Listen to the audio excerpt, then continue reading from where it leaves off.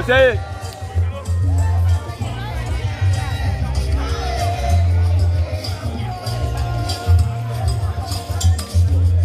Be menema nyengala yiwe. Yeah. Ofanana mokwachela mi. Nkale baje shebia bidio ma piki sam NFU.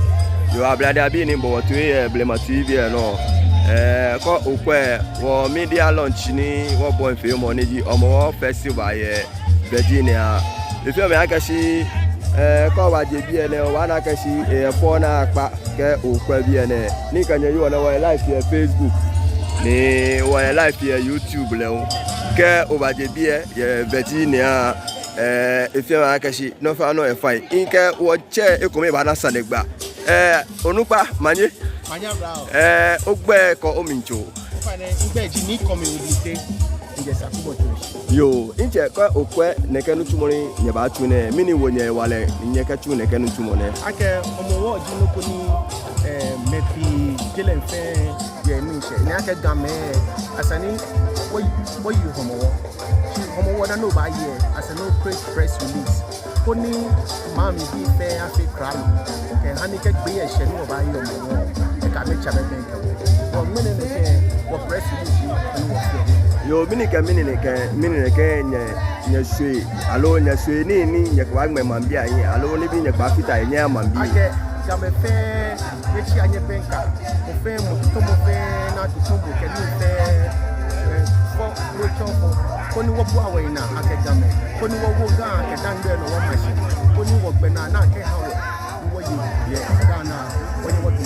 yo ko kwa mini na gbaji nke nye ke fo nye yin ni nye ba ni mambia anu oh wona ke wo be na gbako ya ke ni game o ya fi bi se o sele mo fe ke ji ake se wo ni bi papa ife aba fi wo yen koni wo lo na gba e ko meye ni di Ghana alo gadangbe ni yenetui mini ji gbeja no to ni yeto oh bia na ni be sort e ko me o le ijo no le na de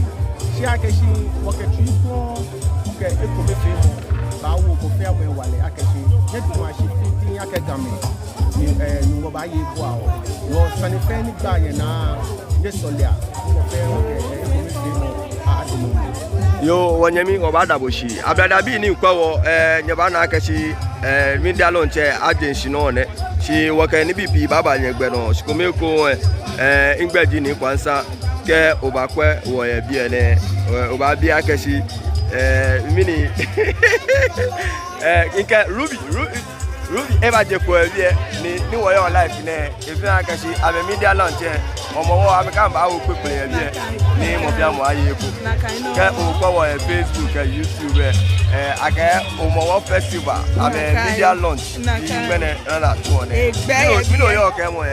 wo invite me fe nyemeni nye yo around there nyeba kwa wo ise wo ke gbejia no to megbe onike omowo bi e de nchehye wo fe wo ba fe ko meni wo ba enjoy wo yo abadabi ni do mi tue ni di ni kwansa wo ke ni bi sa baba nyegboro ni kanya yo ne wonyemi nu ni oseye ya bia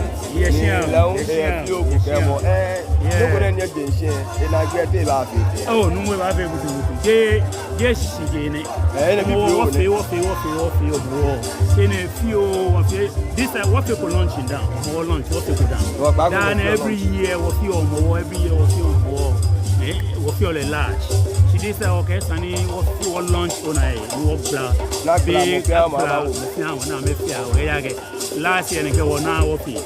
wo menwe o ni mi na fi o mo this year o ni bi e fi o to mo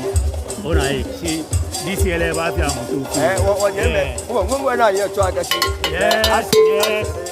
aba ma bia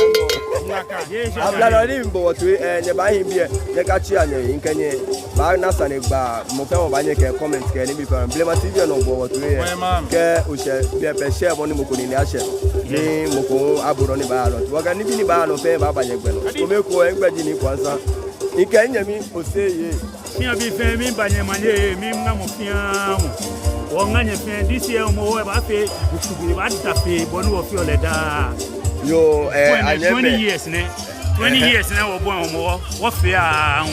si this year no won ta wo pele ya ge wanta obu agana kadang ye wo bua wo na wa no this year le e ba fi ahun to fi o yo abada bi ni mbo mi tue ye Blema TV no